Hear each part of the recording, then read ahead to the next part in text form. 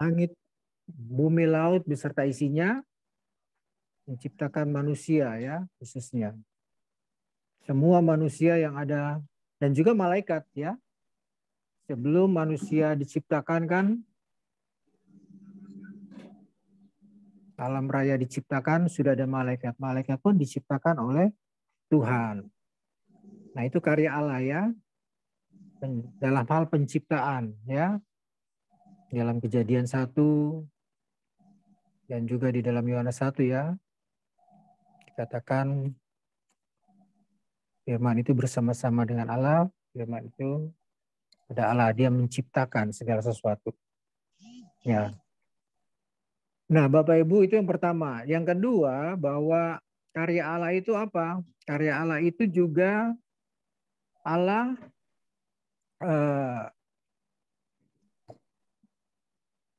Allah bekerja ya untuk bekerja dalam hal keselamatan. Keselamatan umat manusia. Allah itu Allah yang merancangkan keselamatan ya. Manusia jatuh ke dalam dosa kalau kita baca di dalam Kejadian 3 Kejadian kan. 3 Adam dan Hawa berdosa. Lalu Allah merancang keselamatan. Kejadian 3:15 dikatakan kan, aku akan mengadakan permusuhan antara engkau dan perempuan ini, antara keturunanmu dan keturunannya. Keturunannya akan meremukkan kepalamu dan engkau akan meremukkan tumitnya. Ini protoevangelion ya. Bahwa nanti Allah akan kirim juru selamat yang mati disalib untuk menghancurkan kuasa iblis dari keturunan dari perempuan itu ya, dari Hawa. Nah, jadi Allah yang merancang keselamatan umat manusia. Lalu Yesus itu yang apa? Yesus itu yang melaksanakan. Yesus datang ke dalam dunia.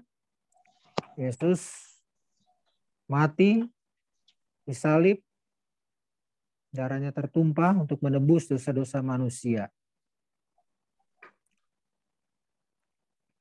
Yesus Kristus yang menggenapi atau yang melaksanakan penebusan dosa-dosa manusia. Dan yang ketiga adalah Roh Kudus ya. Dalam hal keselamatan Roh Kudus itu dia memeteraikan, mensahkan ya, melahirbarukan. Kalau kita baca di dalam Efesus 1, saya baca untuk kita ya. Efesus 1 dikatakan demikian. Efesus 1 ayat yang ke-13.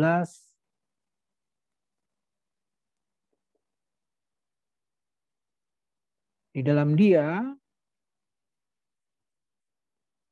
dia kamu juga telah mendengar firman kebenaran, yaitu Injil keselamatan. Di dalam dia kamu juga ketika kamu percaya dimeteraikan dengan Roh Kudus ya, yang dijanjikan. Kita percaya kepada Yesus Kristus, kita dimeteraikan oleh Roh Kudus ya. Roh Kudus itu adalah jaminan bagi kita sampai kita memperoleh seluruhnya, yaitu penebusan yang menjadikan kita milik Allah untuk memuji kemuliaannya. Nah, jadi dalam hal keselamatan, Bapa, Putra, dan Roh Kudus itu turut bekerja di dalam merancangkan keselamatan bagi umat manusia. Ya, Bapak Ibu ya. Nah, itu. Jadi yang pertama adalah karya Tuhan adalah dia menciptakan, Sang Pencipta.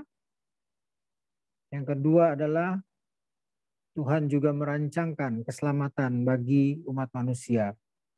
Yang ketiga, karya Bapa itu karya Allah apa?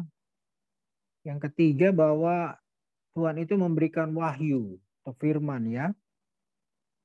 Coba kita buka dari Mazmur 33 dulu ya. Mazmur 33 ayat 4 dikatakan demikian.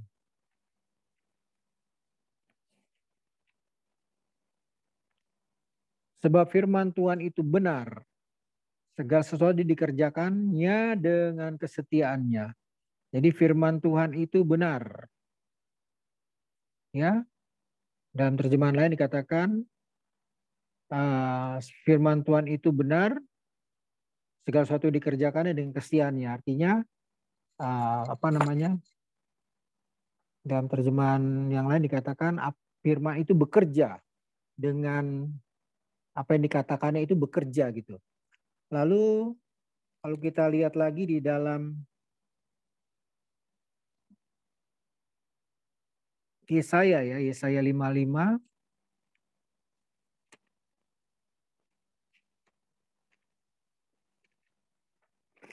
Yesaya 55 ayat yang ke-11 dikatakan demikian. Oh iya ini, demikianlah firman yang keluar dari mulutku, tidak akan kembali kepadaku. Dia akan bekerja, dia akan melaksanakan apa yang kukendaki. Jadi firman, ya Tuhan itu memberikan wahyu atau firman, dia akan bekerja. Firman keluar dari mulut Tuhan.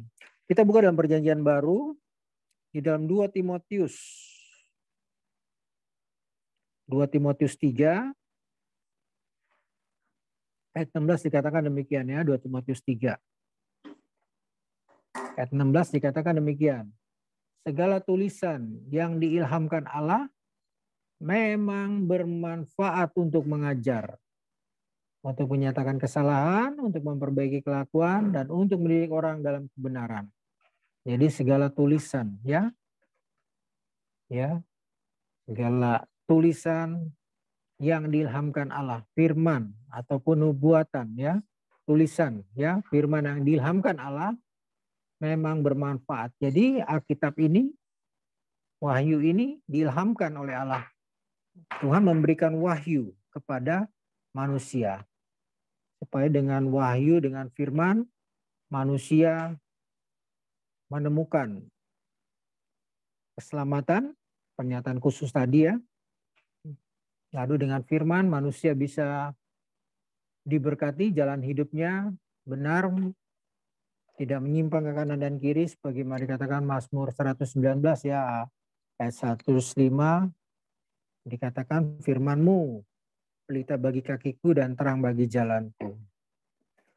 Nah itu, jadi yang pertama tadi karya Allah, karya Bapa, yaitu dia mencipta sebagai pencipta, terus dalam hal keselamatan dan juga memberikan firman. Lalu yang keempat apa? Karya Bapa itu dia menyediakan sorga, ya, menyediakan sorga bagi manusia. Coba kita baca di dalam Yohanes 14 ayat yang ke-1 ya. Yohanes 14 ayat ke-1 dikatakan demikian.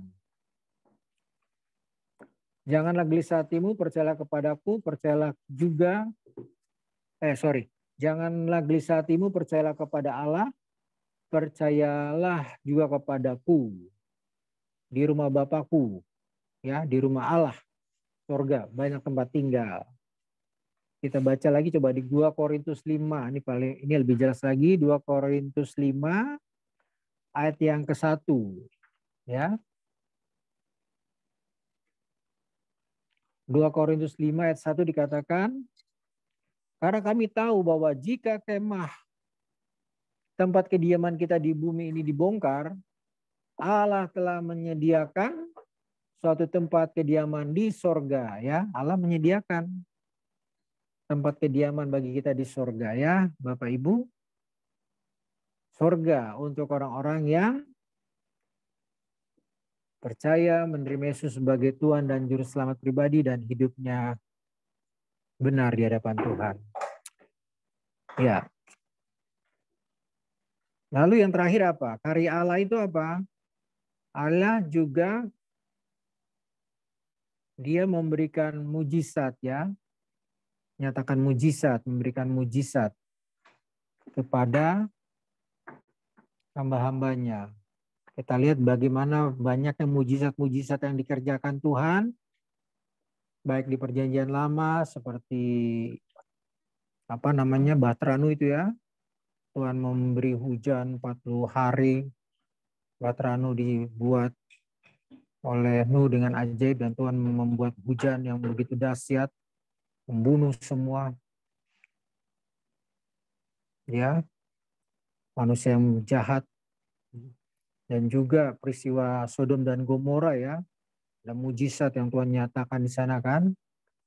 Lalu kalau kita lihat dalam tulah di Mesir ya, di mana tulah-tulah yang begitu banyak itu kan Tuhan memakai Musa ya, yang buat mujizat sih Tuhan. Dan perjanjian baru kita melihat bagaimana Tuhan ya membuat mujizat begitu banyak ya. Nah, jadi itu karya Tuhan ya, Bapak Ibu yang terkasih di dalam Tuhan Yesus Kristus, karya Tuhan, karya Bapa. Dia menciptakan dalam hal keselamatan, bekerja juga dalam hal keselamatan, dan juga sorga, menyiapkan sorga, dan juga memberikan wahyu atau firman. Dan yang kelima, dia memberikan, nyatakan mujizatnya kepada manusia. Ya, itu dari saya tentang karya Bapa Tuhan kita yang dulu, sekarang, dan selamanya masih terus bekerja dalam kehidupan manusia, orang percaya juga. Demikian, Pak Bambang, silakan.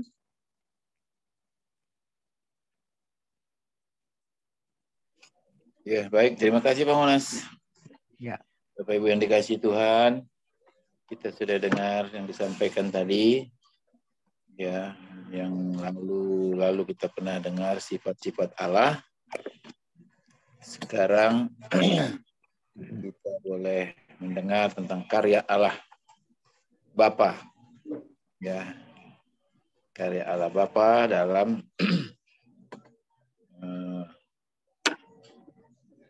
terus menyertai kita ya. Terus berinisiatif ya. Allah yang mencipta, Allah yang memberitakan keselamatan, menyatakan firman, menyediakan tempat. Waduh, luar biasa, menyediakan tempat di surga. Ya, kita sudah baca tadi ayat-ayatnya ya, Yohanes 14, 2 Korintus 5 ayat 1. Terakhir Allah terus menyatakan mujizatnya ya.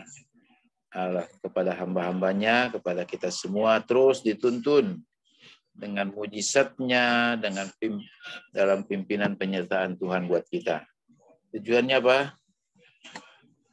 Supaya kita terus mengerti kasih kemurahannya dan terus dalam pimpinannya.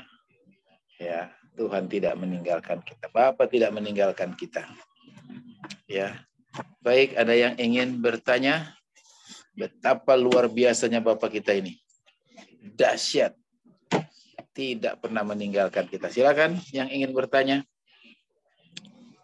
Ingin sharing.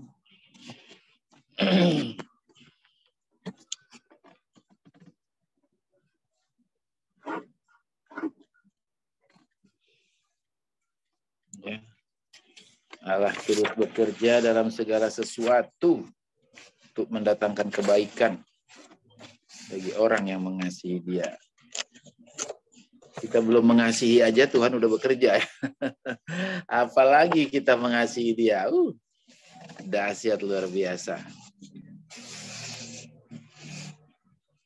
Ayo, ada yang ingin bertanya? Kayaknya masih pada malu-malu nih. Pak Budi yang biasanya duluan. Pak, kalau nggak ada, nggak apa-apa saya mulai, Pak. Pak Budi, biasa. Nggak apa-apa, Pak Budi yang memulai. Mari silakan Pak Budi. Terima kasih, Pak. Salam semuanya. Halo.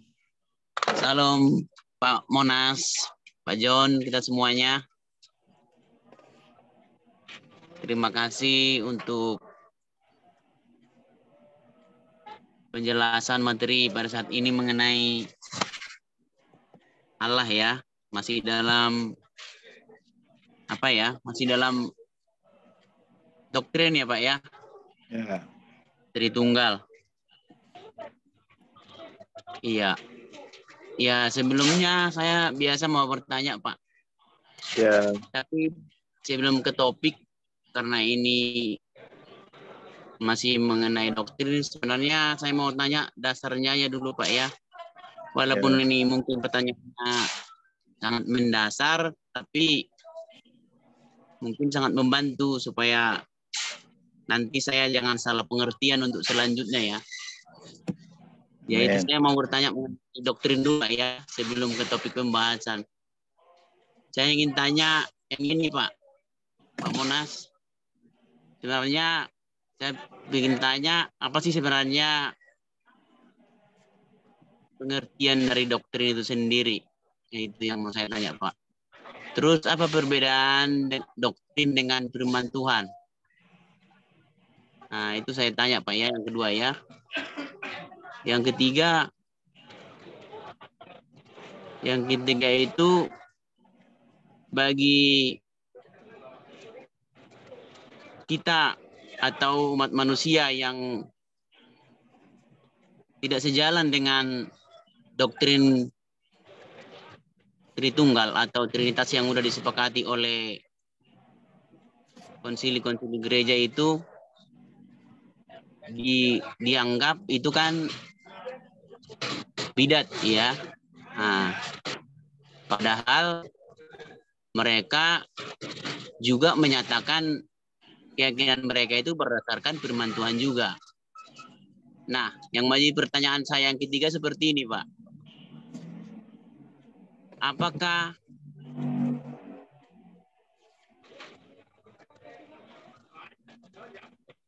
maaf Pak, masih kedengaran ya Pak? Ya. Apakah pengertian yang salah atau yang tidak tepat terhadap firman Tuhan itu berakibat kebinasaan bagi manusia? Itu pertanyaan ketiga, Pak. Pengertian yang salah atau yang tidak tepat dengan tafsiran menurut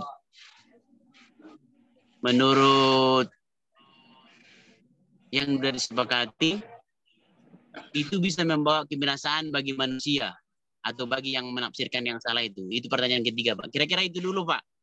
Yang pertama. Ya, terima kasih Pak Budi. Ya, ada 3 pertanyaan Pak Monas. Ada 3.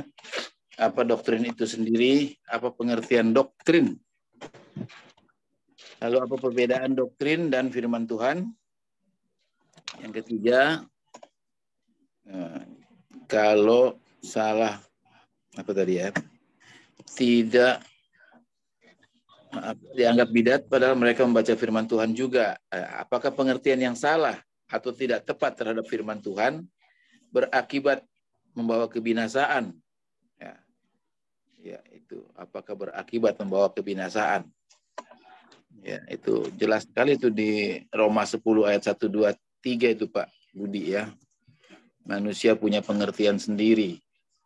Ya, mereka mengerti secara maunya sendiri.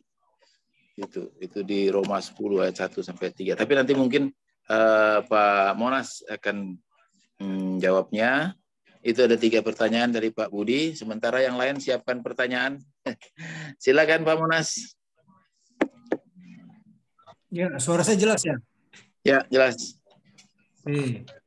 Ya, terima kasih Pak Budi. Selalu aktif bertanya. Oke, jelas ya suara saya Pak Budi ya?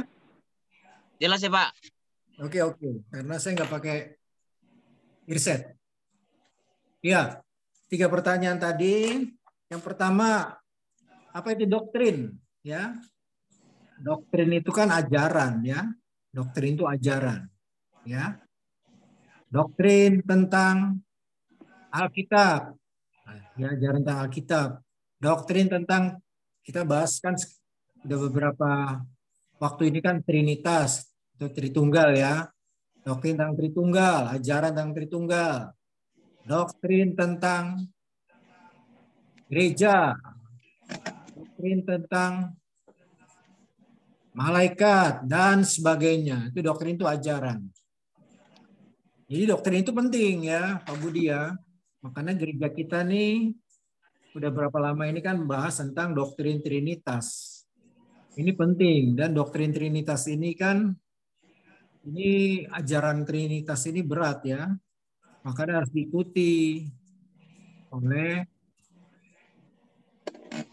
hamba-hamba Tuhan, khususnya ini para pelayan-pelayan ya. Karena harus bisa mengajar dengan baik ya tentang doktrin.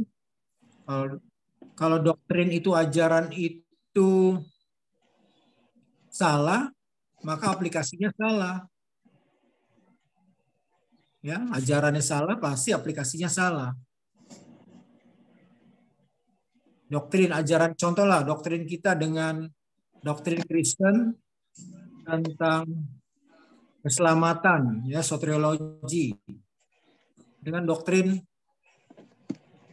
ajaran agama Islam, keselamatan, itu berbeda, ya. Jelas sekali kan perbedaannya antara bumi dan langit. Kalau kita kan doktrin keselamatan, selamat hanya bertobat, percaya, menerima Yesus sebagai Tuhan dan Juru Selamat pribadi, ya, hidup benar di hadapan atau hidup menghasilkan buah. Tapi kalau doktrinnya orang Islam kan selamat dengan apa? Dengan lakukan usaha, dengan berbuat amal, ya, sebanyak-banyaknya gitu. Itu bumi dan langit berbeda. Jadi kalau doktrin Kristen selamat karena kasih karunia Tuhan, tapi dalam agama Islam doktrin ajaran mereka selamat karena usaha manusia semata-mata. Nah, berbeda kan? Tapi kalau bicara tentang hal-hal yang umum atau hal etika, perbuatan baik, sama kita dengan agama Islam. Orang Islam bilang jangan membunuh, orang Kristen juga ada ajaran jangan membunuh, ya. Orang Kristen mengajarkan jangan mencuri, orang Islam juga mengajarkan jangan mencuri, sama. Orang Buddha juga mengajarkan jangan mencuri, orang Hindu juga mengajarkan jangan mencuri, sama. Bicara tentang hal-hal etika, perbuatan baik. Tapi manakala kita masuk dalam doktrin itu udah terbelah, itu udah berbeda, ya. Makanya doktrin itu penting, ajaran itu penting. Kita gereja harus mempertahankan, mengajarkan ajaran atau doktrin yang Alkitabiah supaya umat tidak tersesat. Sekarang kan banyak di kekristenan sendiri doktrinnya, contohlah kayak doktrin yang dibangun oleh apa? Saya tidak sebutlah namanya, Bapak Ibu juga udah tahu kan. Seorang doktor itu mengajarkan kan doktrin tentang trinitasnya berbeda, ya. Mereka mengajarkan lagi, ada lagi dalam kekristenan tentang oneness, ya, tentang binatur Yesus, macam-macam binatur Allah, ya. Ya, belum lagi saksi Yehova, ya, macam-macam, beda doktrinnya. Itu Pak Budi, ya. Jadi doktrin itu ajaran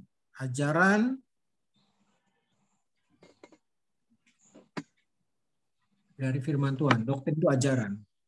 Lalu beda doktrin dengan firman Tuhan apa? Ya, firman Tuhan, doktrin itu kan dibangun, ya, dari firman Tuhan. Dari Kejadian sampai Wahyu ini kan ini banyak bicara tentang doktrin, ya. Contohnya tentang semua manusia telah berdosa. Dosa itu bahas tentang doktrin dosa, ya, hamartiologi. Bahwa manusia semua sudah berdosa. Nah, doktrin tentang dosa itu dibangun dari mana? Ya, dari firman Tuhan. Firman Tuhan yang mengajarkan tentang dosa. Nah, lalu dibuat lebih gampang dipahami apa? Dibuat sistematisnya oleh para pakar teologi gitu kan. Dibuat apa itu dosa, mengapa berdosa, ya, apa akibatnya dan seterusnya. Ya, jadi doktrin Kristen itu dibangun dari firman Tuhan. Jadi jangan bangun doktrin kekristenan kalau dibangun dari luar firman Tuhan pasti doktrinnya menyimpang. Jadi itu, ya, hubungannya sangat erat sekali antara doktrin dengan firman Tuhan. Semua doktrin Kristen, ya, dibangun dari firman Tuhan. Itu loh Pak Budi, ya. Jangan dibangun dari ilmu pengetahuan, filsafat dan lain sebagainya, jangan, ya. Jadi doktrin dibangun dari sumbernya, yaitu firman Tuhan. Lalu kalau pengertian kita tidak tepat terhadap firman Tuhan, akankah kita binasa? Nah, ini dia. Ya tentunya dong. Kalau kita menafsir firman Tuhan dengan salah, tentu kita akan menyimpang, tersesat. Ya.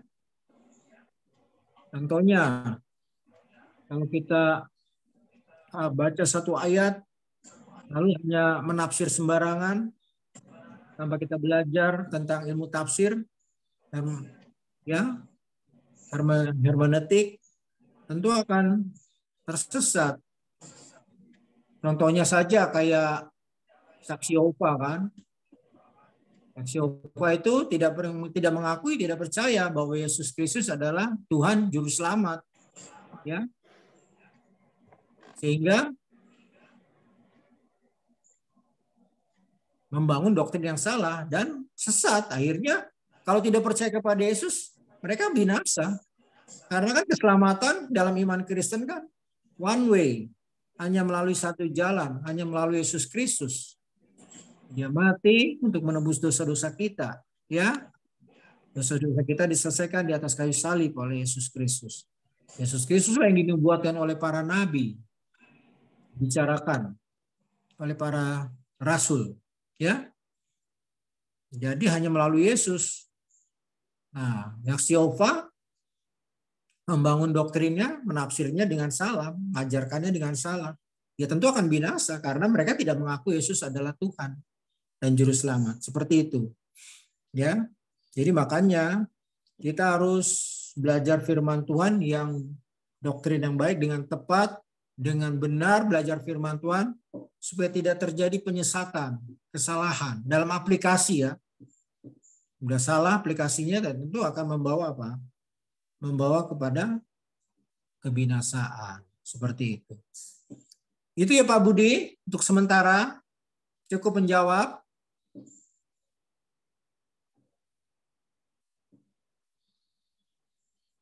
Pak Budi?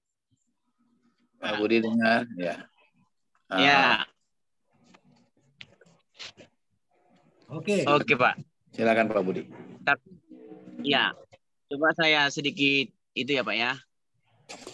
Tapi kan dalam doktrin kita juga yang kita percayai bahwa keselamatan itu adalah murni hasil karunia dari Tuhan. Dari Tuhan Yesus Kristus sendiri. Kalau dihubungkan dengan penafsiran yang salah atau pengertian yang salah akan mengakibatkan kebinasaan. Kira-kira gimana hubungannya itu, Pak? Apakah itu sebuah ada usaha pemikiran atau kemampuan daya pikir manusia atau itu kemungkinan kalau kita dikatakan tadi manusia itu bisa binasa karena pengertian yang salah, berarti ada juga dong hubungannya dengan tindakan manusianya atau pemikiran manusianya supaya dia selamat. Kira-kira gimana itu, Pak? Penjelasannya, Pak. Ya. Pak Munas nangkap maksudnya Pak Budi. Kenapa orang bisa salah gitu ya? Kenapa orang bisa sesat kalau memang dapat keselamatan itu murni dari Tuhan itu Pak ya? Keselamatan murni dari Tuhan, anugerah. Kenapa orang bisa salah? Bukan, maksud saya bukan begitu Pak Bang. Maksud saya kalau dengan penafsiran yang salah orang bisa menjadi binasa, berarti itu ada juga usaha manusia dong di situ, bahwa dia harus punya kemampuan atau usaha atau untuk punya pengertian yang pas tentang pengertian tentang Tuhan kita atau doktrin dari firman Tuhan itu sendiri. Itu maksud saya, Pak. Ya. Lengkap, tapi coba dengar ya. Dengar dari Pak Monas apa maksudnya itu ya. Kalau yang saya tangkap sih seperti itu. Jadi sebenarnya ya keselamatan itu sendiri sudah dilakukan Kristus di kayu salib, itu sudah selesai, tuntas di kayu salib. Sudah ditawarkan, sudah selesai. Nggak ada campur tangan manusia di situ. Tidak ada, sama sekali tidak ada. Sudah selesai, sudah komprehensif, sudah semuanya di situ. Selamat. Tidak ada lagi campur tangan manusia di situ. Keselamatan itu ditawarkan. Ya. Nah, manusia itu mau terima atau tidak? Sebenarnya tidak ada salah dan tidak. Tapi manusianya menolak. Manusia yang tidak mau. Manusia yang merasa hebat. Ditawarkan, nih ada emas nih. Misal nih contoh ya, ada emas dikasih. Kita tahu nilainya emas itu tinggi. Tapi kita tolak, kita nggak mau. Ya bukan salahnya Tuhan. Keselamatan itu maksudnya itu. Nggak ada campur tangan manusia, ya memang sudah Tuhan kerjakan keselamatan itu. Sudah disediakan, sudah jadi. Nah, tinggal manusia buka hati, itu aja. Terima Yesus. Tapi nanti dari Pak Monas, mungkin Pak Monas bisa tambahkan. Silakan Pak. Iya, Pak Budi. Jadi dalam iman Kristen itu katakan bahwa karena kasih karunia kamu diselamatkan oleh iman. Itu bukan hasil usahamu, itu bukan hasil pekerjaanmu. Ya. Jadi kita selamat semata-mata karya Allah, ya. Itu harus dimengerti dulu. Itu hal yang mendasar. Bukan ada andil setitik pun, secuil pun dari manusia. Makanya dikatakan ada salvation by grace, salvation by faith. Bukan by work, bukan karena usaha, keselamatan karena usaha kita, nggak ada kerjasama kita, ya. Beda dengan agama-agama lain kan, ya, usaha manusia dengan melakukan seperangkat syariah aturan, ya. Tapi dalam agama Kristen tidak demikian, ya. Kita selamat hanya karena kita beriman, menerima Yesus sebagai Tuhan dan Juru Selamat pribadi. Keselamatan itu usaha Allah, bukan usaha manusia. Ya, jadi jangan kita mau membantu Tuhan di dalam memperoleh keselamatan gitu. Seperti itu Pak Budi ya. Jadi kebinasan kita bukan karena dalam iman Kristen ya. Kita binasa bukan karena kita berbuat jahat. Ya. Kita binasa karena apa? Dalam iman Kristen karena kita tidak percaya ya menerima Yesus sebagai Tuhan dan Juru Selamat pribadi. Karena Yesus itu adalah puncak ya. Artinya Yesus itu adalah jalan yang disediakan Allah Bapa bagi keselamatan umat manusia. Makanya kan di dalam Matius 1 ayat 21 dikatakan kan, hendaklah malaikat berkata kepada Yusuf kan, hendaklah kau menamakan dia Yesus karena dialah yang akan menyelamatkan umatnya dari dosa. Ya dari dosa manusia sejak dulu, kalau kita tarik ke belakang, dalam Kejadian 3 ayat 15 tadi kan, Allah berinisiatif kirim juru selamat, ya, protoevangelion itu, Kejadian 3 ayat 15. Lalu digenapi dalam Matius pasal 1 ayat 21 itu. Nah, janji Allah digenapi, lahirlah Yesus Kristus itu datang ke dunia untuk menyelamatkan manusia berdosa. Ya, jadi keselamatan itu usaha Allah. Semata-mata usaha Allah, bukan usaha manusia. Jadi kita masuk neraka tuh karena apa? Bukan karena kita jahat sekali, ya. Bukan karena kita pimpinan penjahat se-Indonesia, bunuh orang banyak, bukan. Kita binasa karena kita tidak menerima Yesus sebagai Tuhan dan Juru Selamat pribadi. Itu aja. Ya. Jadi keselamatan kita bukan ditentukan karena perbuatan baik. Ya. Keselamatan manusia kita ditentukan oleh karena kita percaya menerima Yesus sebagai Tuhan dan Juru Selamat. Kita sudah percaya menerima Yesus sebagai Tuhan dan Juru Selamat, maka segala dosa-dosa kita akan dihapuskan, tanggung oleh Yesus kayu salib. Kita dibenarkan, kita dikuduskan, kita dijadikan anak Allah, kita berhak mewarisi kerajaan sorga. Seperti itu Pak Budi ya.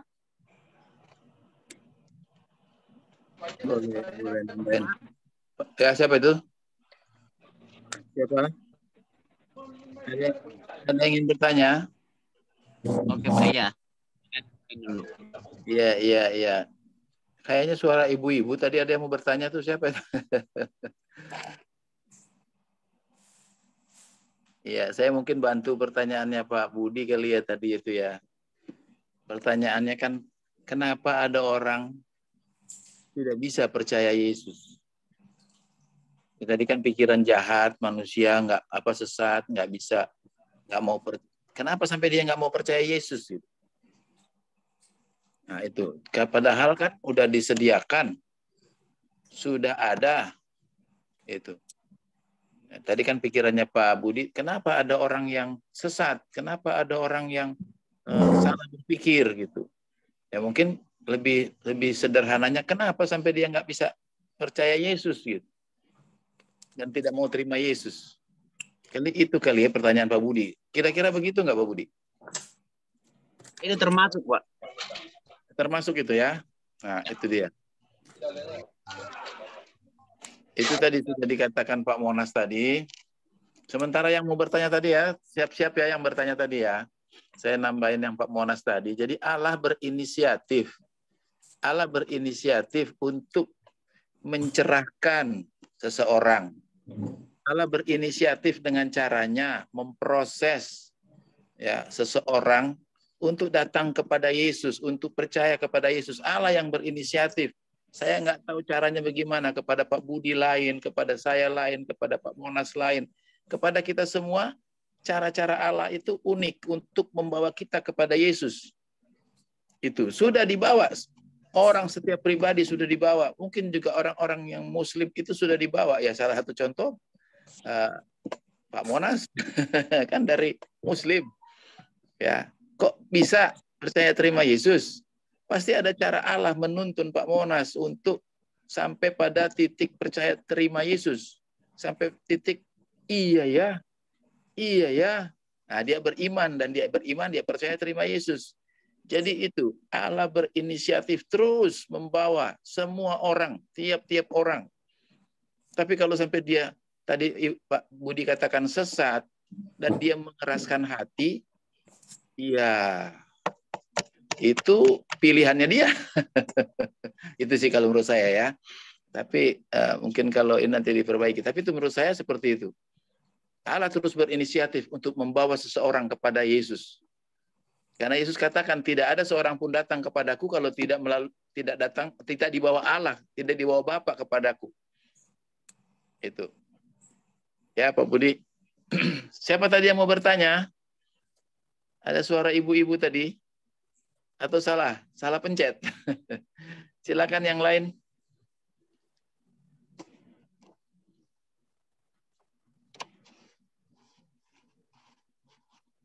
Ya, itu ya. Allah kita Allah yang penuh kasih.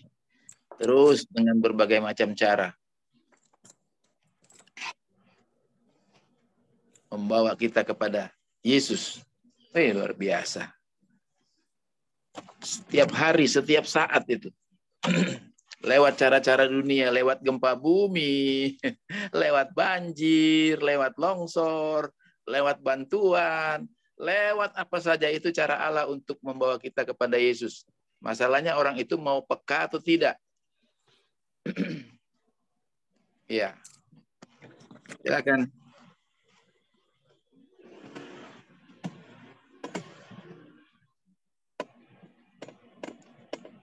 Ya, mungkin kita bertanya ya, kok saudara saya nggak mau terima Yesus? Kok orang tua saya kok nggak mau terima Yesus? Kok kakak-kakak atau adik saya nggak mau terima Yesus? Ya itu jawabannya kalau menurut saya, yang tadi Pak Budi tanya. Karena masih mengeraskan hati. Karena masih mau membuka hati. Gitu. Sudah, setiap hari, setiap saat Tuhan sudah berinisiatif untuk membawa seseorang itu kepada Yesus. Ada yang bisa, ada yang mau terima Yesus. Ya, kita tahu ya Saifuddin Ibrahim, Yusuf Roni, Pak Monas sendiri. Ya kita semua, saya juga kan, kita kan nggak langsung percaya terima Yesus, pasti ada proses-prosesnya. Nggak semua orang Kristen juga percaya terima Yesus secara pribadi. Ya. Itu. Jadi itu boleh. Silakan Pak Budi. Apa yang masih ada mengganjal? Kalau yang lain belum bertanya, silakan Pak Budi. Oke Pak. Ya. Oke, saya mungkin masuk ke topik aja ya Pak ya. Tadi Ya. kan itu dasarnya aja. Saya cuma mau bertanya mengenai yang terakhir tadi Pak, bahwa Allah itu menyatakan mujizatnya bagi manusia, bagi kita. Nah, yang ingin saya tanya begini Pak. Apakah mujizat yang Tuhan nyatakan bagi manusia ada ditentukan atau indikasi melalui orang-orang tertentu atau murni itu karena kehendak Tuhan? Bukan karena manusianya maka Tuhan memberikan mujizat, atau karena dia mengabdi, atau dia karena baik, atau karena dia bertekun dalam Tuhan lalu Tuhan berikan mujizat melalui dia. Nah, jadi yang saya tanya itu Pak, apakah itu ada hubungannya dengan usaha manusia itu maka Tuhan membuat mujizat kepada manusia, atau murni itu adalah hak prerogatif dari Tuhan?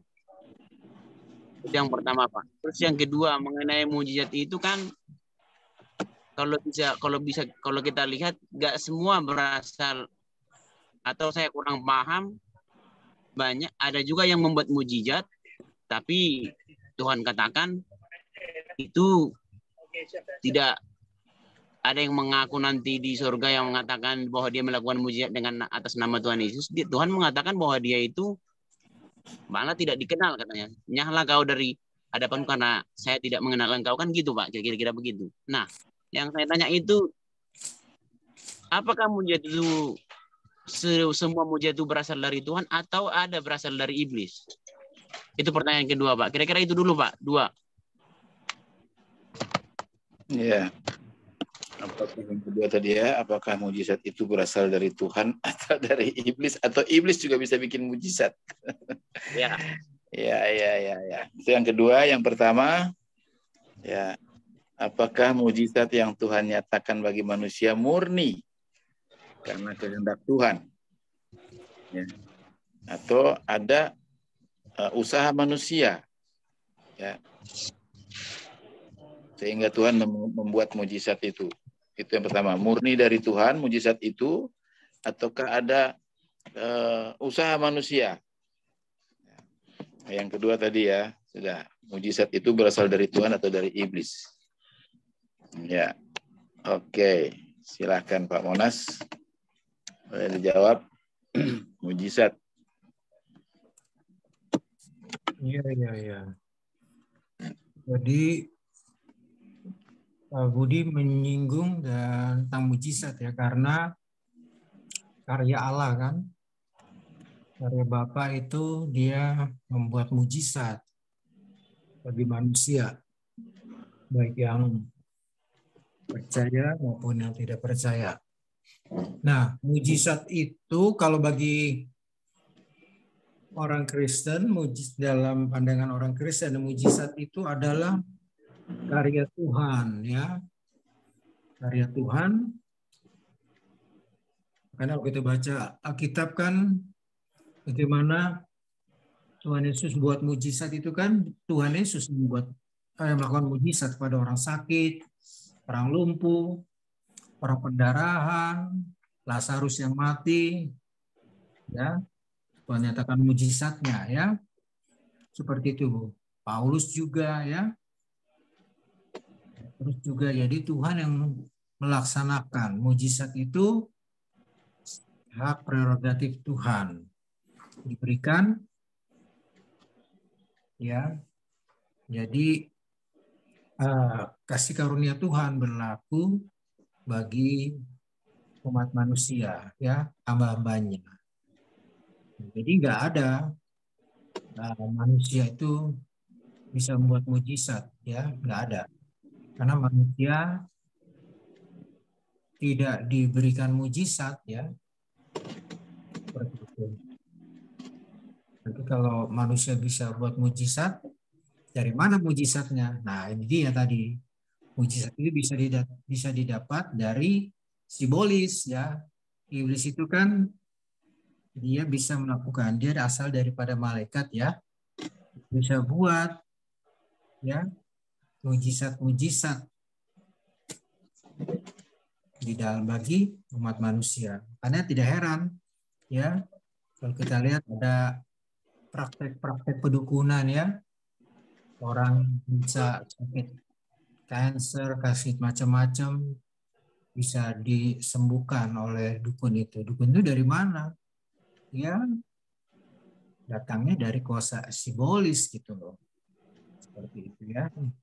Perbuatan penyakit yang luar biasa menurut medis tidak bisa disembuhkan, tapi kok datang kepada datu atau dukun ini bisa disembuhkan.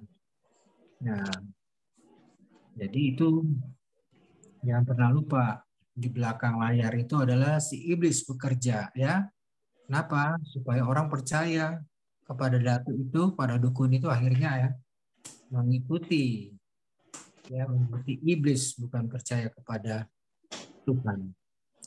Nah, jadi mujizat itu dari Tuhan, Pak. Jadi iblis bisa nggak buat mujizatnya? Bisa, ya. Iblis bisa buat mujizat. Kalau kita baca di mana tuh? Di Alkitab kan, baik Perjanjian Lama, Perjanjian Baru, bagaimana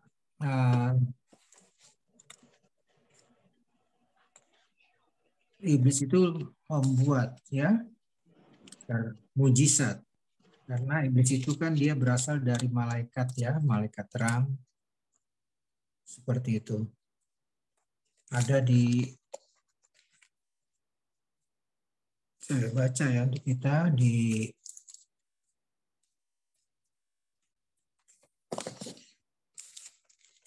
Firman Tuhan.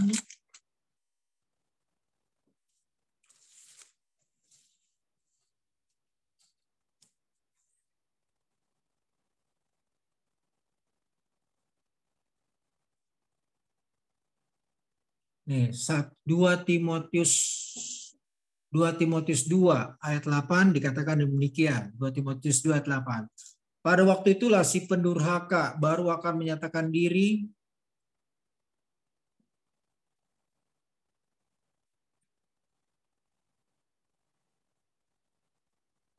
ayat 9. 2 Timotius 2 ayat 9, kedatangan si pendurhaka itu adalah pekerjaan iblis. Ia akan disertai rupa-rupa perbuatan ajaib, tanda-tanda dan mujizat-mujizat palsu. Nah ini Pak Judiarto, 2 Timotius 2 Tesalonika 2 ayat 9. Kedatangan si pendurhaka itu adalah pekerjaan iblis ya. Dan akan disertai, lihat pekerjaan iblis apa? Iblis akan buat mujizat, rupa-rupa perbuatan ajaib, tanda-tanda dan mujizat-mujizat palsu. Dengan rupa-rupa tipu daya jahat terhadap orang-orang yang harus binasa. Karena mereka tidak menerima dan mengasihi kebenaran. Nah, itu Pak Budi ya. Jadi mujizat itu bisa dikerjakan oleh simbolis ya. Sebagaimana dulu, sekarang pun sampai selama-lamanya ya. Sampai Yesus Kristus datang, mujizat yang dikerjakan iblis terus berlangsung. Tuhan juga buat mujizat, iblis juga buat mujizat. Begitu Pak Budi ya. Pak. Ya Pak. Ya. Pak Budi, terima kasih Pak Monas, terima kasih. Iya, ada kata-kata palsu tadi ya, bahwa di situ mujizat-mujizat palsu. Mungkin kita bisa bedakan itu Pak.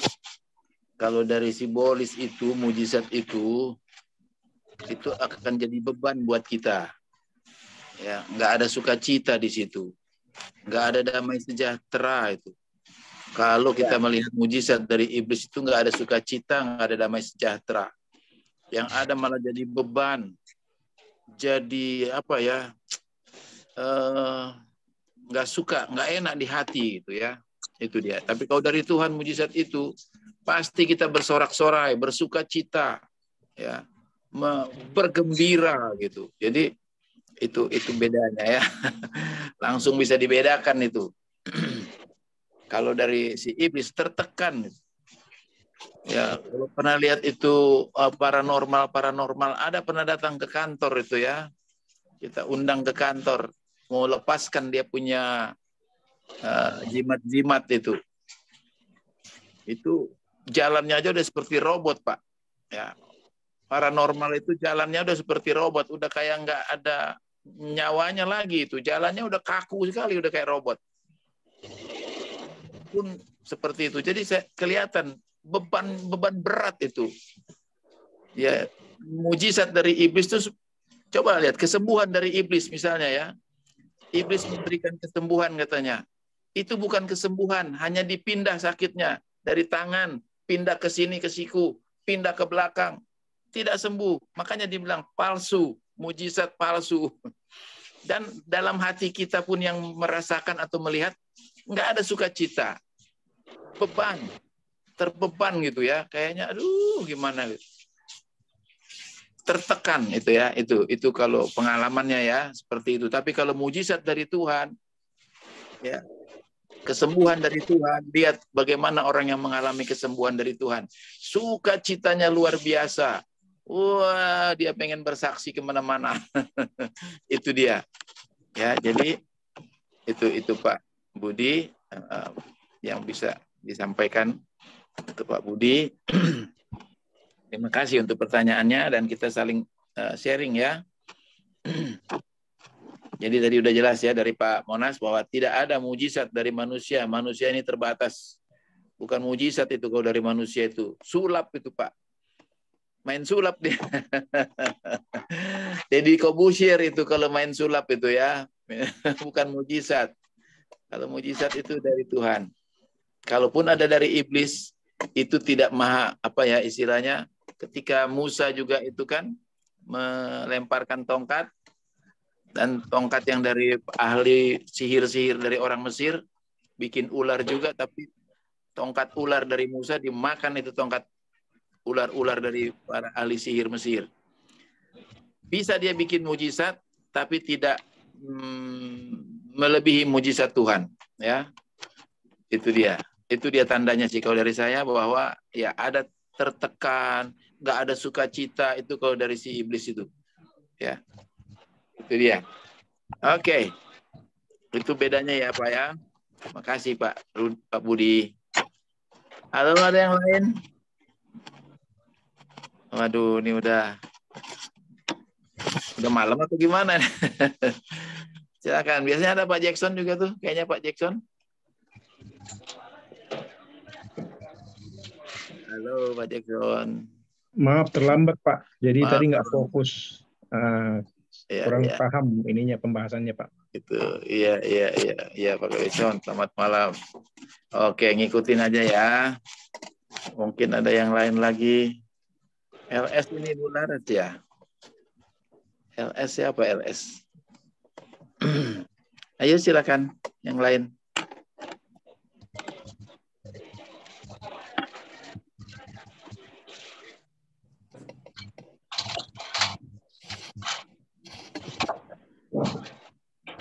Nanti kalau nggak ada yang nanya, nanti Pak Monas yang nanya loh.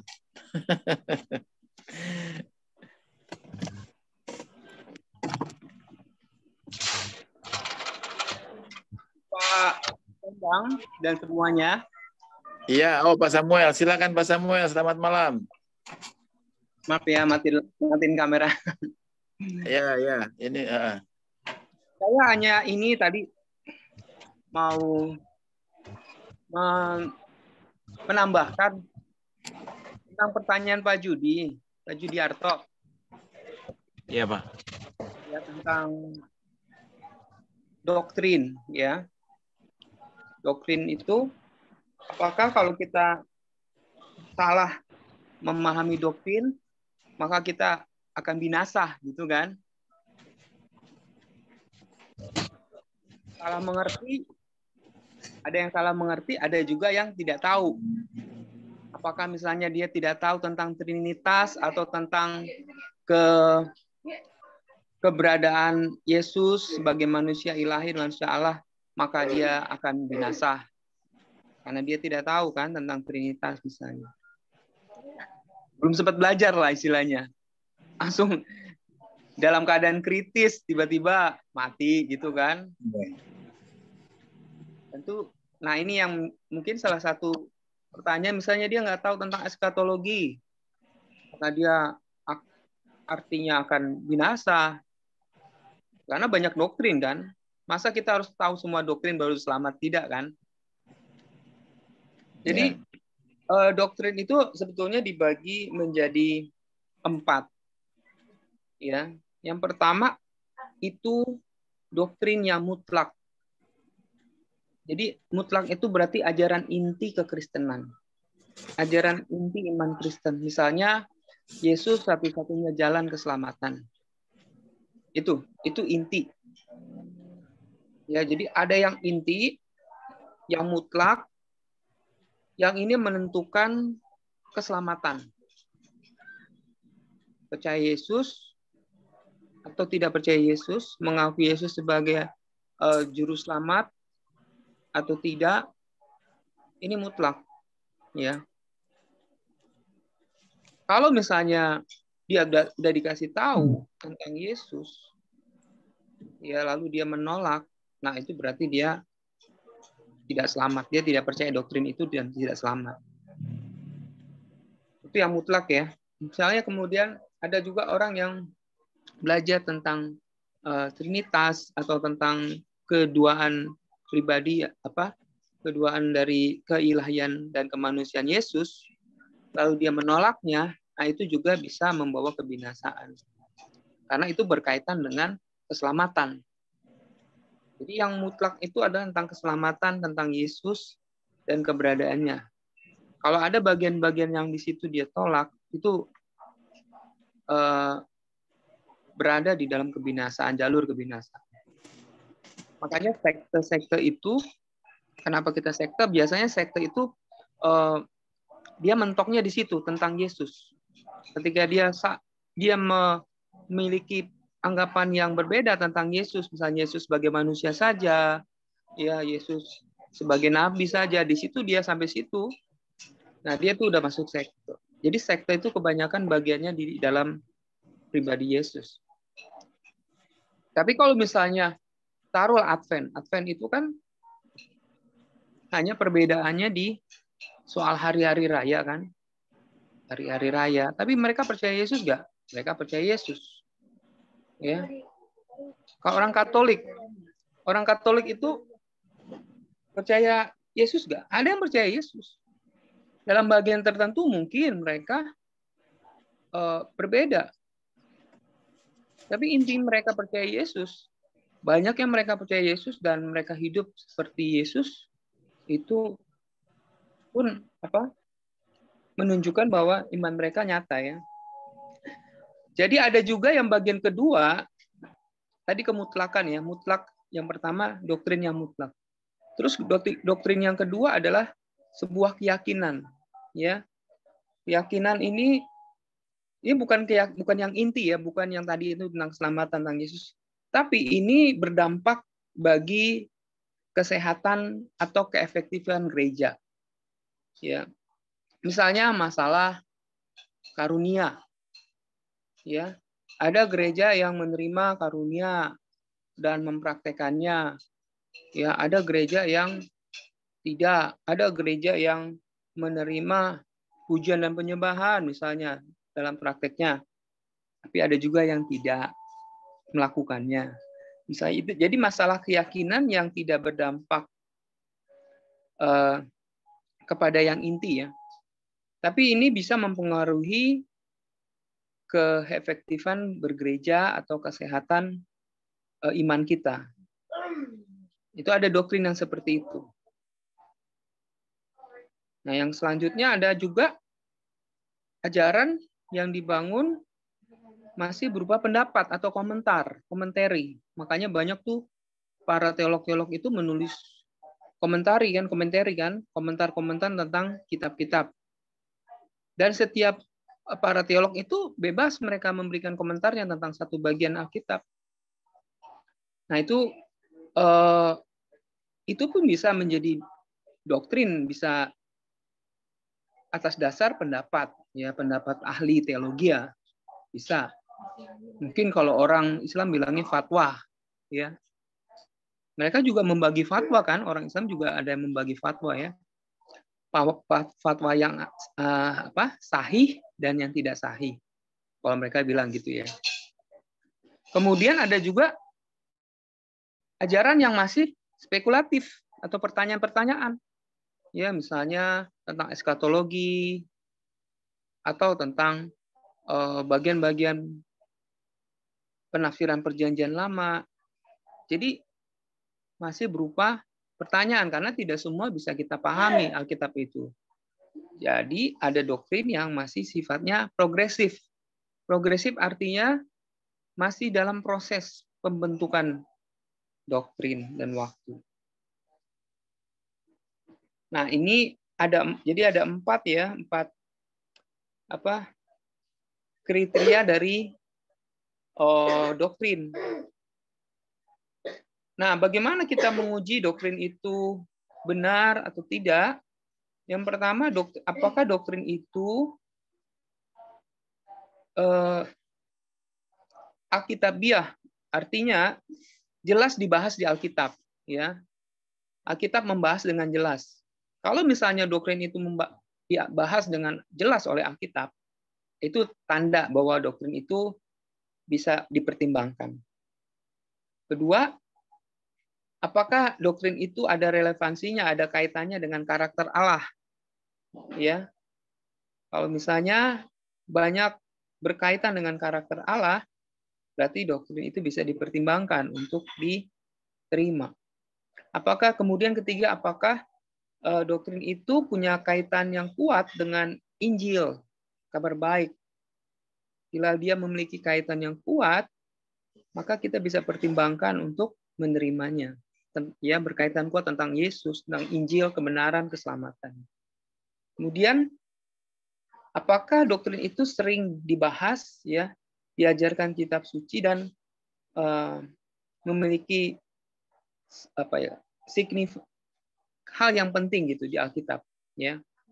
Frekuensinya sering dibahas, maka dia bisa dipertimbangkan.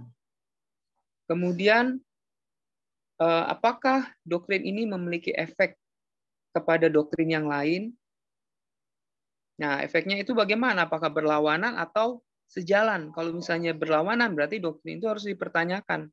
Tapi kalau dia mendukung doktrin yang lain, maka dia bisa dipertimbangkan untuk dianut. Kemudian, apakah doktrin itu disepakati, pernah dibahas, pernah disepakati oleh orang-orang Kristen yang dulu dan yang sekarang? Bila iya, pernah dibahas, ya pernah diangkat, berarti ini boleh dipertimbangkan.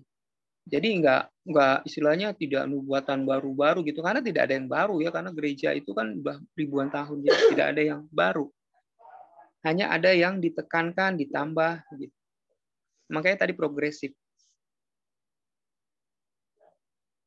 Nah, itu lihat 7 pertimbangan yang harus kita pikirkan dalam melihat sebuah doktrin. Makanya doktrin itu tadi kita lihat ada 4 ya, ada yang mutlak, kemudian ada yang keyakinan pribadi atau gereja, menjadi satu keyakinan gereja. Misalnya ada gereja yang yakin atau doktrinnya harus berbahasa roh di ibadah. Nah, itu keyakinan dia. Ya kan? Ada gereja yang yakin kalau dibaptis itu baptis Islam. Ada yang baptisnya percik. Nah, itu sebatas keyakinan. Tapi itu tidak menentukan keselamatan gitu. Tidak menentukan karena itu masih bersifat keyakinan. Tidak intinya. Ya. Jadi selanjutnya ada yang masih pendapat, opini, komentar. Nah, itu bebas, siapa saja boleh. Semua 4 jenis doktrin ini kita bisa uji dengan tadi 7 pertimbangan yang tadi saya sampaikan. Nah, baru kita bisa melihat doktrin itu bisa kita terimakah, bisa kita anut, benar, salah, sesat, atau jalan yang lurus. Nah, gitu kira-kira tambahannya Pak Judi ya. Ya Pak. Makasih Pak Sam. Oke Pak. Pak Samuel, terima kasih Pak Samuel sharingnya ya. Baik, kita diperluas lagi, diperkaya lagi. Ada 4 ya. Menurut Pak Samuel ini doktrin yang inti, keyakinan, pendapat, atau yang masih spekulatif. Ya, kita juga jangan menghakimi orang yang berkeyakinan. Ya, boleh baptis selam, boleh baptis. Ya, kalau kita menganut baptis selam, ya jangan menghakimi yang baptis percik. Kalau kita tidak meyakini bahasa roh, berbahasa roh, jangan menghakimi. Baik, terima kasih Pak Samuel sudah diperluas, diperkaya kita ya. Tuhan berkati.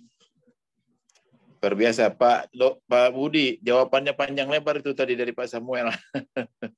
Nah, kasih kita ya. Oke. Sudah jam 20.33. Ada lagi yang ingin bertanya dan sharing? Silakan. Makasih Pak Samuel tadi.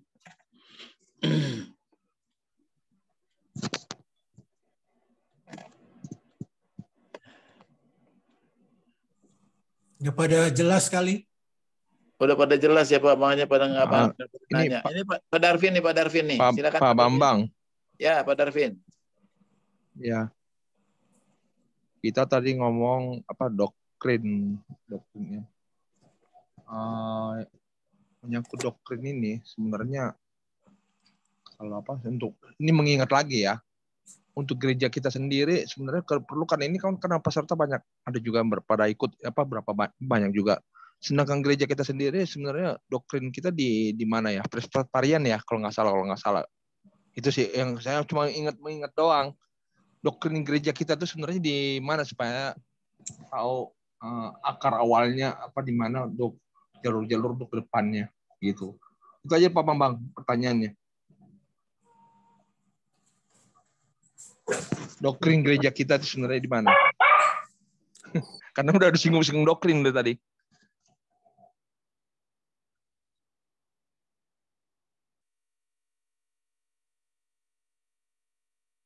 Halo?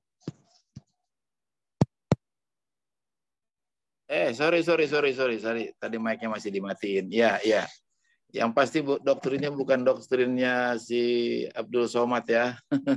Nah, itu makanya. Biar jelas Pak itu makanya di gereja kita berada.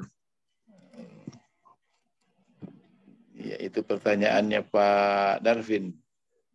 Doktrin kita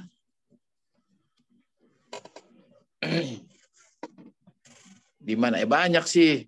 Tapi kalau yang di mananya ya Kristen, Protestan, Injili. Itu kita punya aliran campur kita. Gargado. Itu aliran kita, Kristen, Protestan, Injili. Nah, jadi yang sesuai dengan firman Tuhan, disesuaikan dengan firman Tuhan. Ya, itu ajarannya. Nah, nanti banyak kan tadi doktrinnya, ada doktrin ada yang mutlak, ada yang berkeyakinan kita. Kata Pak Samuel tadi, kita yakin bahwa harus diselam, bukan dipercik. Ya. Nah, itu bukan yang itu ya, Pak. Yang Presbyterian itu ya, bukan? Apa Presbyterian? Ya, doktrinnya kalau kita mau kan kita omongin. Mengucapinnya itu saya. Ya, Presbyterian. Ya, Presbyterian. Calvin di situ ya. Terus kita ikut yang mana? Ya. Iya, itu maksud saya. Ini kan udah gaduh-gaduh nih Pak, udah campur-campur nih. Kembali disesuaikan kepada Alkitab. Kalau saya lihat sih selama ini kita kembali kepada Alkitab. Ya. Kembali yang diajarkan Alkitab. Kalau memang itu sesuai kata Pak Samuel tadi, sesuai dengan Alkitab, sering dibicarakan, sering diungkap di Alkitab, ya. Itu yang kita anut. Atau ada yang ingin menjelaskan lebih dalam lagi? Silakan. Tadi pertanyaannya doktrin gereja kita di mana? Di mana? Ya di Alkitab. Ya. Silakan Pak Monas, itu ada pertanyaan dari Pak Darwin.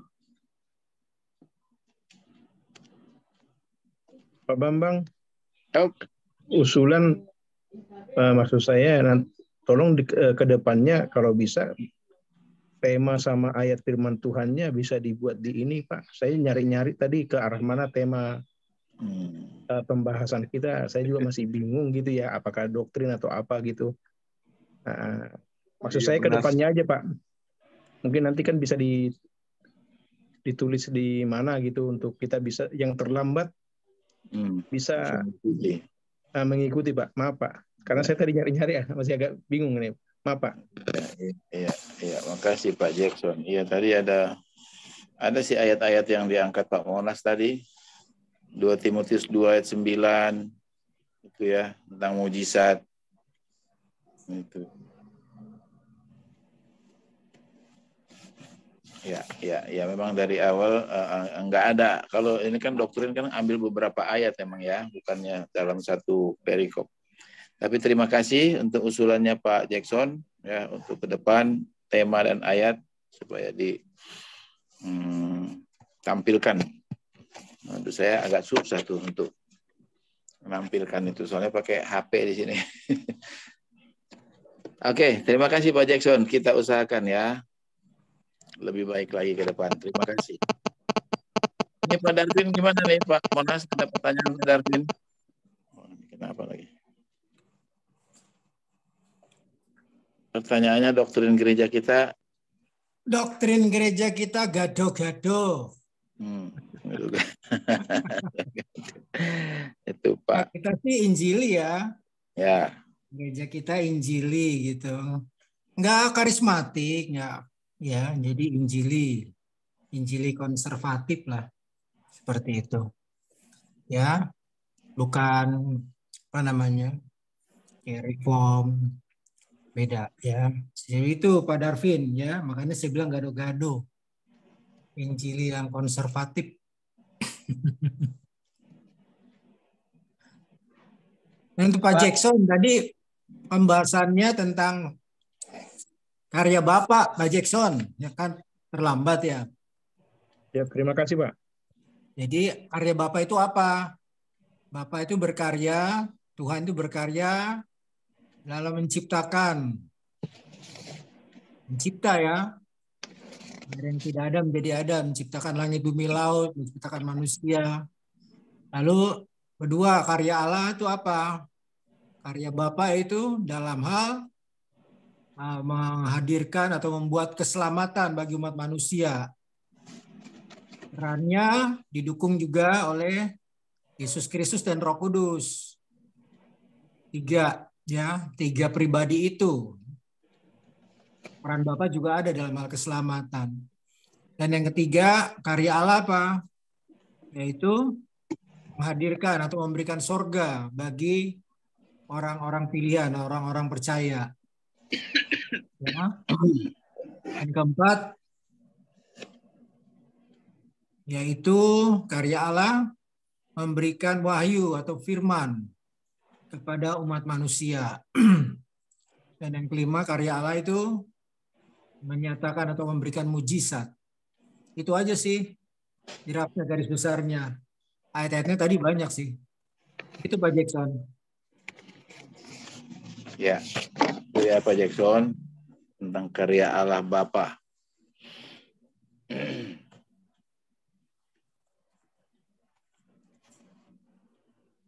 Iya, ada lagi?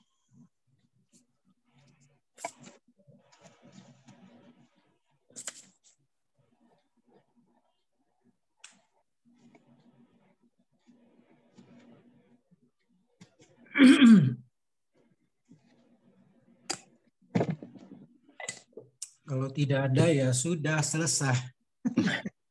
Kirain kalau tidak ada Pak Monas mau nanya. Nanyain yang dengar ngerti nggak? Itu dia. Iya. Baik. Ada lagi nih atau ada closing dari masih ada Pak Gembala? Boleh menutup?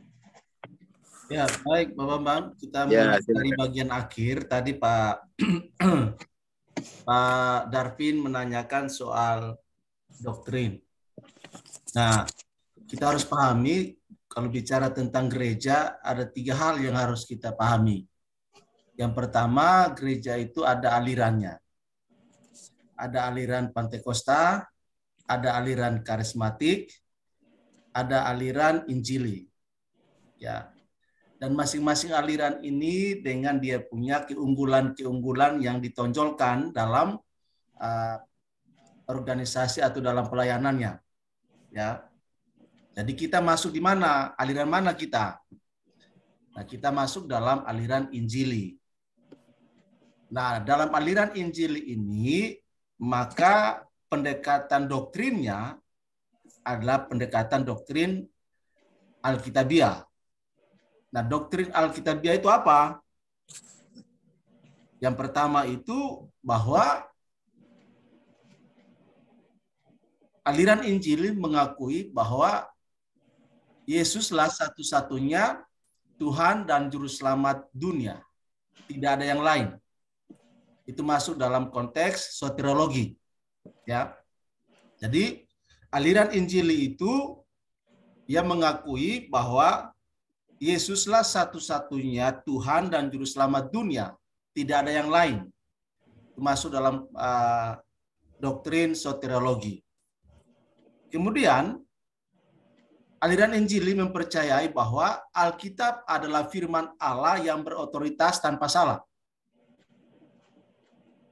Itu aliran Injili. Ya, aliran Injili mengakui bahwa Alkitab adalah firman Allah yang berotoritas tanpa salah. Ya. Lalu aliran Injili juga mengakui bahwa terlepas dari Tritunggal atau Trinitas itu merupakan fondasi yang sangat kuat, ya, yang tidak bisa ditolerir. Artinya sudah final. Aliran Injili mengakui itu, sehingga kalau ada aliran lain yang mengajarkan bukan Tritunggal, maka itu bisa dipastikan itu bidat. Karena Tritunggal ini merupakan fondasi yang diajarkan oleh Alkitab, baik Perjanjian Lama maupun Perjanjian Baru. Nah, kita ada dalam aliran Injili, ya, yang mengakui bahwa Allah Alkitab adalah Allah Tritunggal, Trinitas. Kemudian aliran Injil juga mempercayai adanya peristiwa eskatologi, raptur dan semuanya, ya. Itu peristiwa-peristiwa yang akan datang. Nah, dalam aliran inilah kita ada sebagai gereja dalam doktrin ini. Ya. Termasuk tadi ada Roh Kudus, pneumatologi, engeologi, dematologi, kemudian harmateologi dan semuanya. Antropologi, macam-macam di situ. Ya. Bibliologi Alkitab masuk di situ kita dalam aliran Injil. Ya. Jadi doktrinnya seperti itu Pak Darvin. Memang dalam eksekusinya GKRI secara khusus, secara sinode, ya masing-masing itu dipengaruhi oleh latar belakang pendidikan teologinya.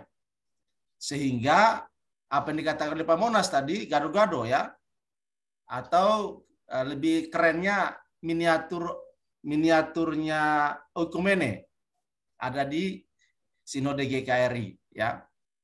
Seperti itu karena tidak seragam. Di GKRI itu tidak seragam. Contoh misalnya baptisan. Kalau kita menganut baptisan dewasa. Tapi ada gereja GKRI lain dia baptis anak. Tapi kita anak itu penyerahan. Nah, itu tadi. Ya dipengaruhi oleh latar belakang teologi yang dipelajari oleh pendeta-pendeta yang ada di sinode GKRI ya. Tapi itu tidak dipersoalkan karena itulah keunikan atau warnanya GKRI. Ya, warnanya GKRI seperti itu.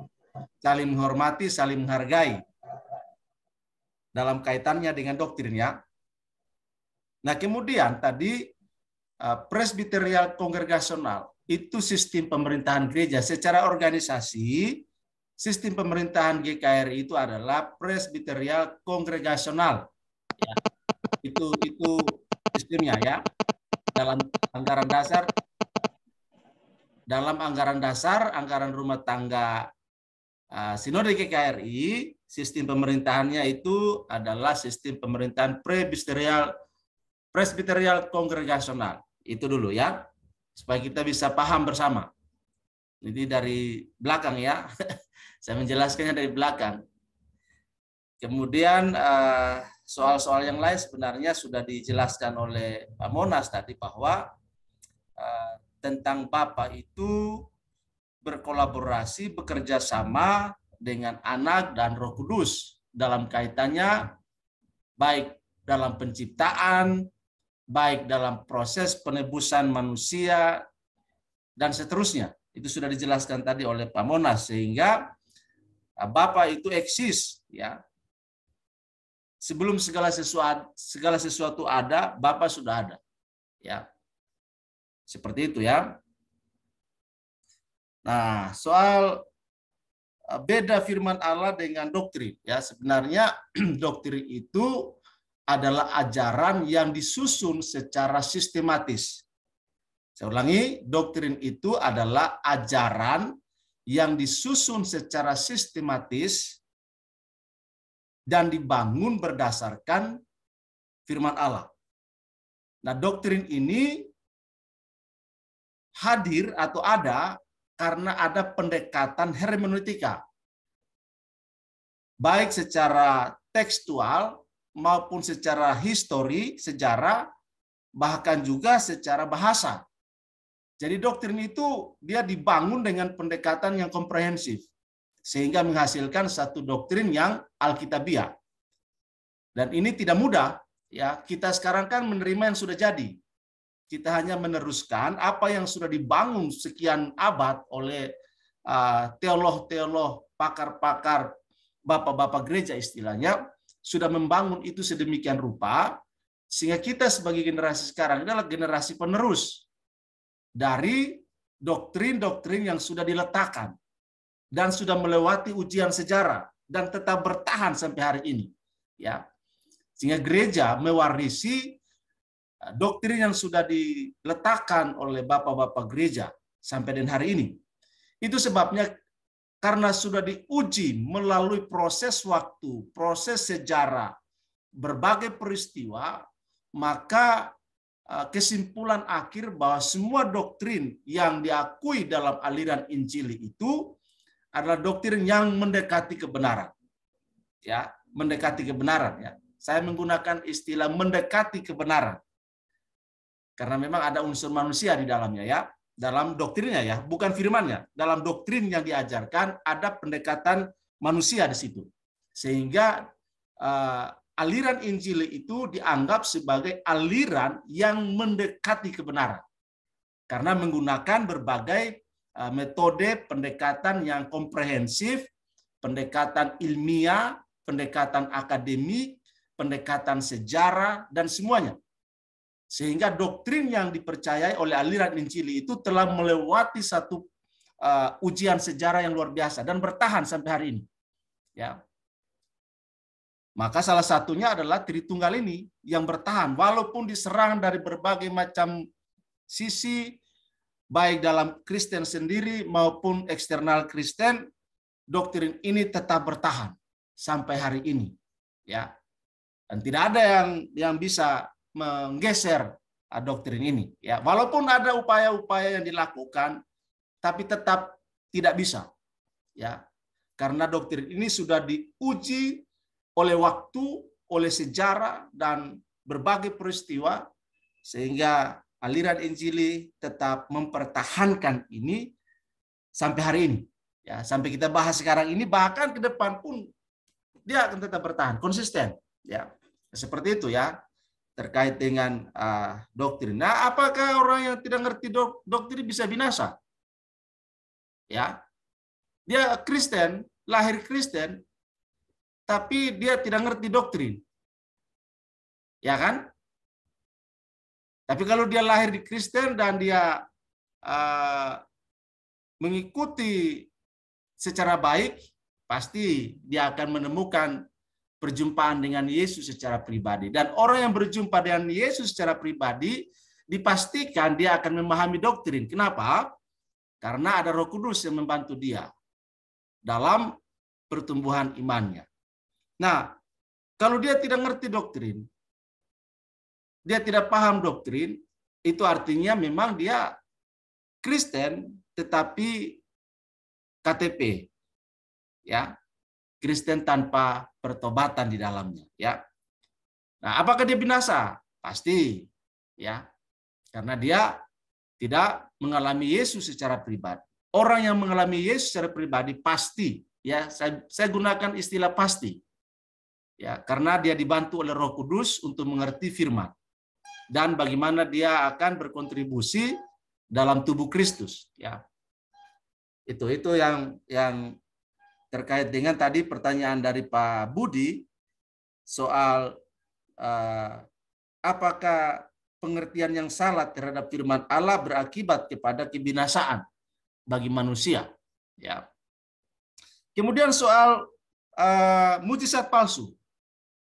Soal mujizat palsu. Mujizat palsu itu indikator pertama adalah bahwa bukan Yesus yang ditinggikan di situ. Itu indikator pertama. Karena Alkitab bilang dari buahnya kita mengenal apakah itu palsu atau asli. Nah, yang asli pasti meninggikan Kristus dan kebenaran firman Allah. Itu yang asli. Tapi kalau palsu, di sana tidak ada kebenaran, di sana tidak ditinggikan Yesus. Itu sudah pasti.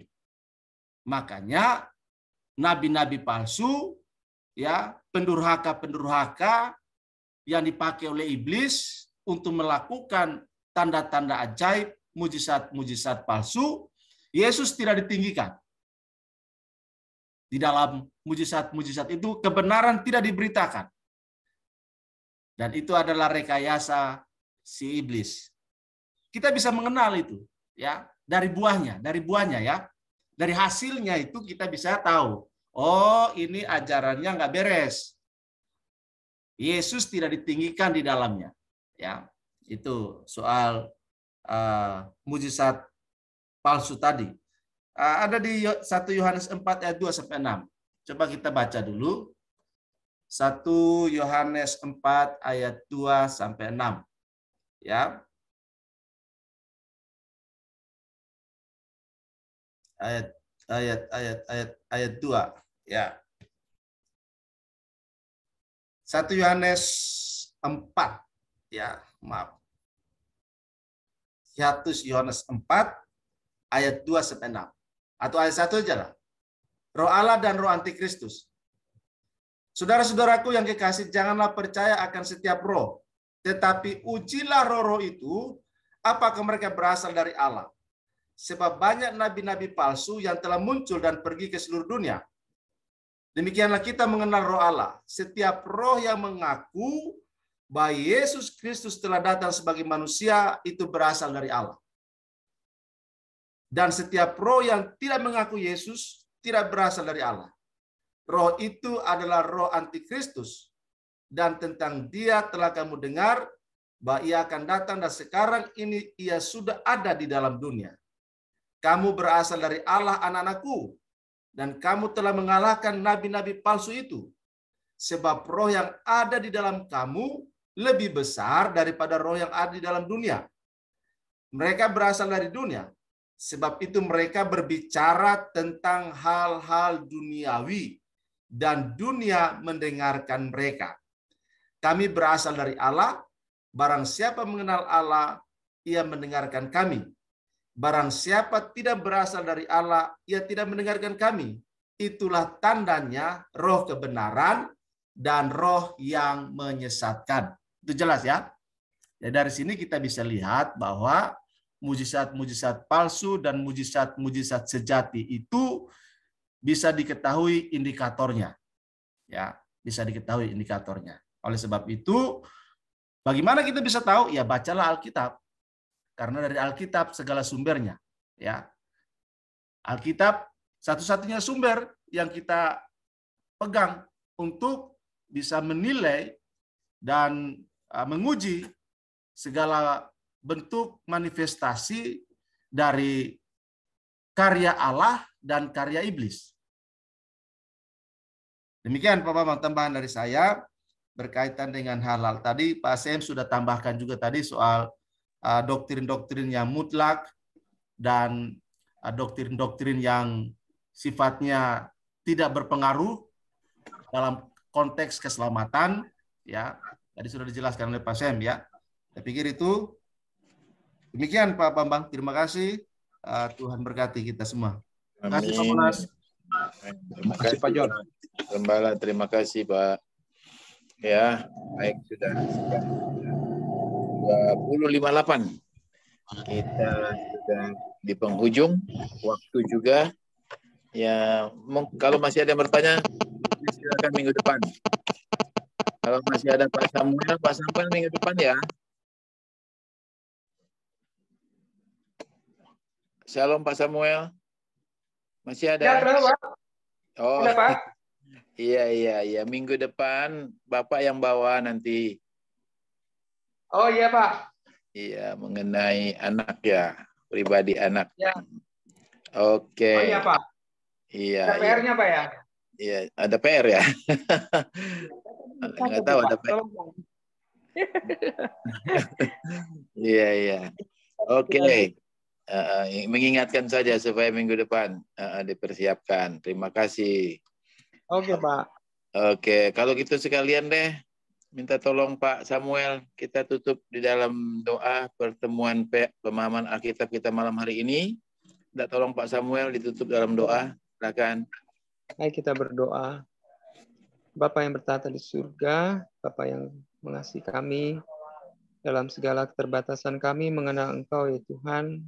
Engkau mengajar kami dengan Roh Kudus-Mu yang luar biasa, sehingga kami yang hina ini Tuhan, yang terbatas ini boleh mengenal Engkau, pencipta langit dan bumi, sehingga kami semakin hari semakin dapat hidup di dalam kehendak Tuhan, panggilan Tuhan.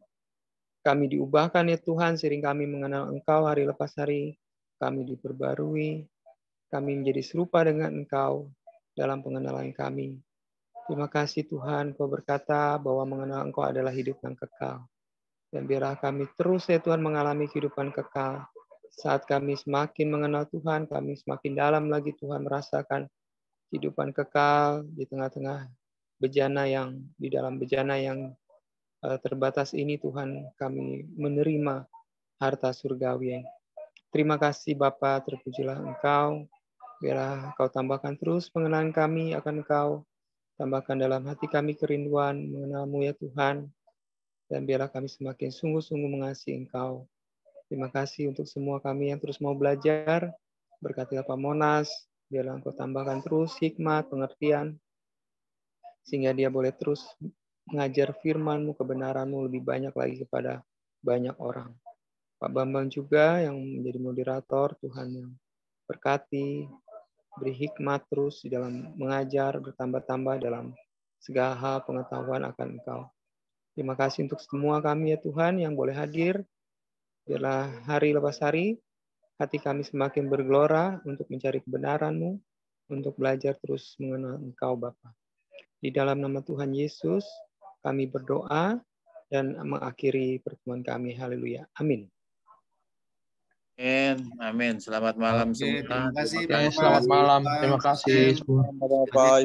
Sampai bertemu besok pagi. Pak Darwin, Pak Budi, Pak Monas, Pak Gembala. Terima kasih Pak. Halo. Nomor Pau. Malam. Yuli, Tuhan berkati. Semuanya Tuhan berkati. Kita, Tuhan berkati. Salam.